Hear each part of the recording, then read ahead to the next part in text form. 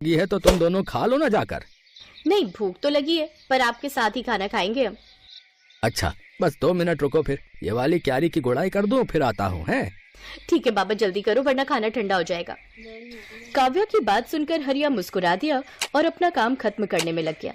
ये कहानी हरिया की इन्हीं 2 बेटियों की है जिनके नाम थे काव्या और कीर्ति। दोनों बहनें अपने बाबा हरिया और माँ गीता के साथ गांव में रहती थी, जहां उनके घर के ठीक सामने उनका बड़ा सा खेत था और खेत के बगल में एक बड़ा सा तालाब भी था।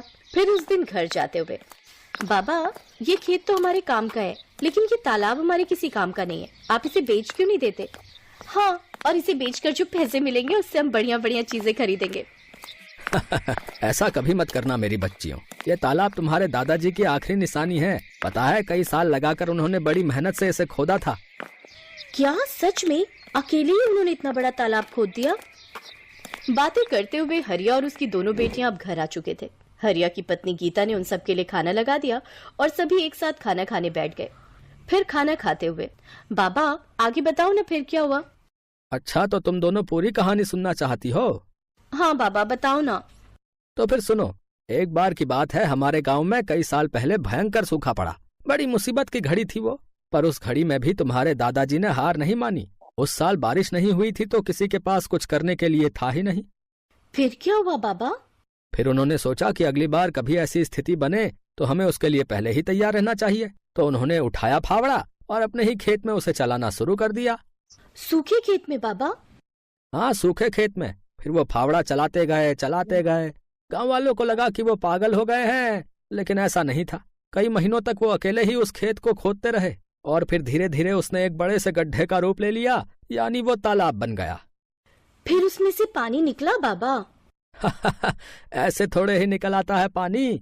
फिर उन्होंने इंतजार किया। जब बारिश आई तो सब देखते ही रह गए, क्योंकि बारिश के बाद वो बड़ा सा गड्ढा सुंदर सा तालाब बन चुका था और उसमें ढेर सारा पानी जमा हो गया था। तब जाकर लिए तुम्हें कर्जा दे देता हूँ, लेकिन बदले में क्या गिरवी रखोगी? बताओ। हमारे पास ले देकर एक तालाब ही है भान सिंह जी। अरे उस नाले जैसे गंदे तालाब का मैं क्या करूंगा भाई? उसके बदले तो कोई ढेला भी ना दे। एक काम करो, तुम मुझे अपने खेत के कागज दे दो और 2 लाख रुपए ले लो, ठीक है?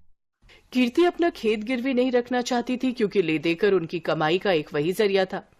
लेकिन उसे न चाहते हुए भी भान सिंह को अपने खेत के कागज देने पड़े और उसने साहूकार से 2 लाख रुपए ले लिए।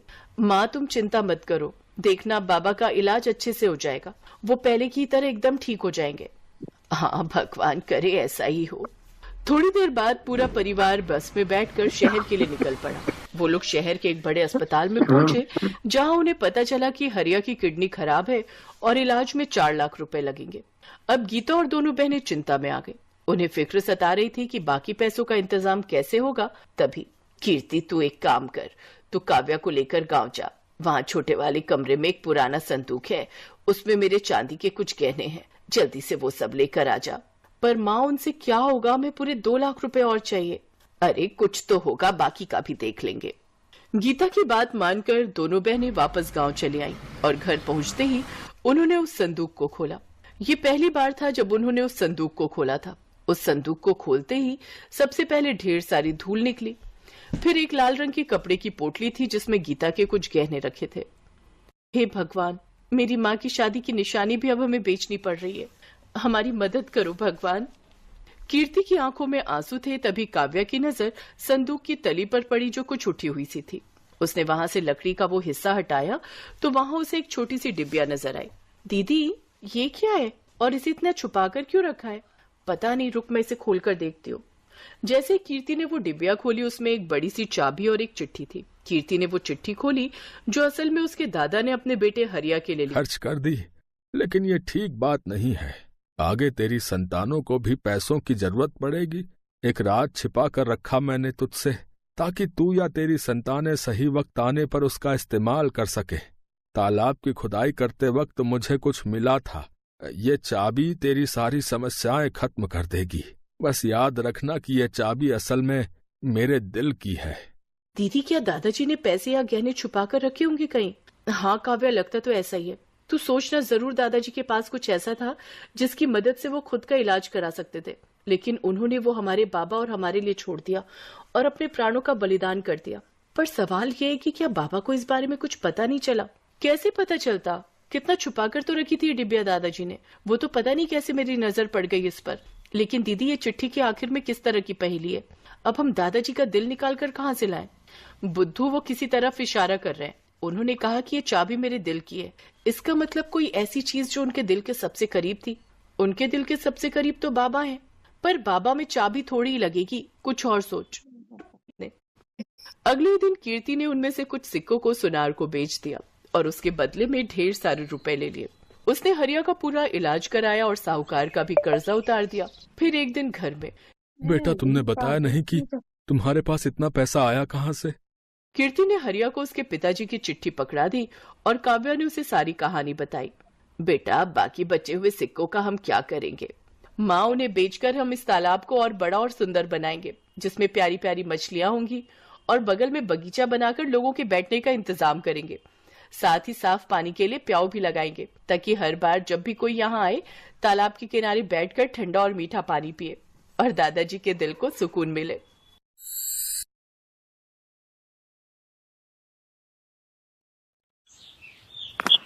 अरे मोरी मैया, ये तो सच में जादू हो गया। मुझे भी कोई ऐसी दवाई दे दो। मैं तो बिल्कुल ऐसी 20 साल की जवान लड़की बनना चाहती हूँ। मेरे पति तो मुझे पसंद ही नहीं करते, हमेशा मुझे बुढ़िया बुढ़िया कहकर चिढ़ाते रहते हैं। सही कह रही हो बहन, मेरे पति भी मुझे ऐसे ही सुनाते हैं कि तू तो अब बूढ़ी हो गई है, तेरे ऊपर कुछ पहना ओढ़ा अच्छा नहीं लगता। अब दिखाऊंगी मैं कितनी सुंदर लगती हूँ। वैसे ये दवाई खाकर हम कितने दिन में जवान हो जाएंगे? बस एक बार ये 1 हफ्ता दवाई खा लो, उसके बाद आने वाले 1 हफ्ते के अंदर तुम्हारे अंदर बदलाव आ जाएगा। पर ये दवाई महंगी है, इतना याद रखो, 51,000 रुपए का शगुन डालना पड़ता है, तब ये दवाई मिलती है और तभी ये अपना असर दिखाती है। अब तुम पांचों अगर जवान होना चाहती हो तो कल 51,000 रुपए ले आओ और ये दवाई ले जाओ। अरे वो तो कोई दिक्कत नहीं है, पैसों की चिंता तुम ना करो, हम कल ही ले आएंगे।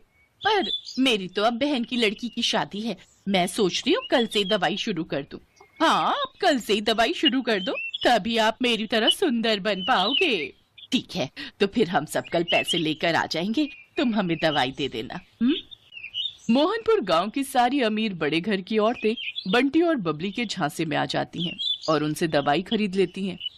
बंटी और बबली तो अपना काम करके उन औरतों को ठग कर कब का वहां से रफू चक्कर हो चुकी थी, पर मोहनपुर गांव की औरतें अपना सिर पीटती रह गई।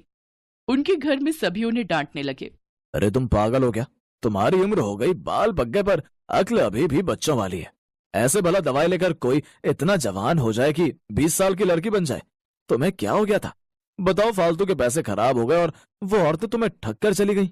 अरे मुझे अकेली को क्यों डांट रहे हो? सब किया धरा उस सुशीला का है, वही मुझे उन औरतों के पास ले गई थी। आती है, ये मेरी ननद है, कल ही दूसरे गांव से आई है। मैंने इसे भी आपके बारे में बताया तो ये बोल रही है कि इसे भी वो दवाई चाहिए जिससे आप बूढ़े से जवान हो जाओ। वैसे आपकी दूसरी साथी कहाँ है? क्या वो जवान हो गई? हाँ बहन जी, वो तो कल रात को ही जवान हो गई थी।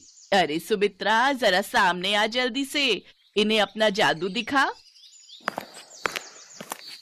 सब औरतें चौंक जाती हैं क्योंकि बबली अब एक लड़की के रूप में थी। तभी सेठानी की ननद बोली, क्या बात है? वैसे कितने दिन लगे आपको बुढ़िया से जवान होने में? मुझे तो 1 हफ्ता लगा था। वैसे अब दवाई में नया तरीका अपनाया गया है, आप सबको सिर्फ 2 दिन ही लगेंगे। अब आप जल्दी से ये पैसे जमा कर दो तो हम आपको दवाई दे दें। 2 दिन का इंतजार क्या करना है, मैं आपको अभी लड़की बनकर दिखा देती हूँ। सेठानी की ननद कोई बूढ़ी औरत नहीं थी, बल्कि सेठानी की भतीजी ये सब नाटक कर रही थी, जो पिछली रात ही अपनी बुआ के घर रहने आई थी। जब सेठानी की भतीजी रीमा को ये बात पता चली तो उसे दाल में कुछ काला लगा, क्योंकि उसकी अपनी सहेली की माँ के साथ ऐसा हो चुका था और वो बदमाश औरतें कहीं नहीं मिल रही थी। बुआ जी, ये दादी और बकरी दोनों मिलकर इस ट्रेन की पटरी पर एक नींबू के पेड़ को लगाते हैं, फिर नींबू के पेड़ पर पानी को डालते हैं। अब नींबू का पेड़ बड़ा हो जाता है और दादी पेड़ से नींबू को तोड़कर बाजार में बेचने ले जाती है। यहाँ बकरी नींबू के पेड़ की रखवाली करती है, तभी अचानक से उसी पटरी पर एक ट्रेन आ जाती है और बकरी बेस्ट बडीज